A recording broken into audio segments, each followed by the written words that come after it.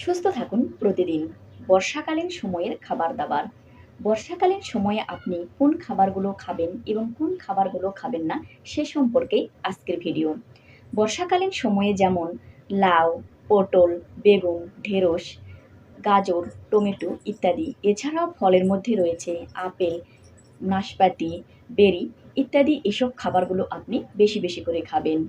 এছাড়াও বর্ষা মৌসুমে স্যুপ যেমন ডালের স্যুপ, মুরগির স্যুপ, সবজির স্যুপ আপনি বেশি বেশি করে খাবেন।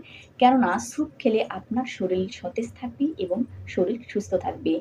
এবং কোন খাবারগুলো আপনি খাবেন না, বর্ষাকালীন সময়ে কিন্তু মুখরোচক খাবার বেশি খেতে মন চায়। তবে কখনোই আপনি বাহিরের খাবার এবং তেলে ভাজা পোড়া খাবার খাবেন না। কেননা বর্ষা মৌসুমে এ সময় পানিবাহিত এবং ডায়রিয়া রোগের প্রকোপ বেশি দেখা দেয়। তাই অবশ্যই আপনি পুষ্টিকর খাবার খাবেন, নিজে সুস্থ থাকবেন, ভালো থাকবেন।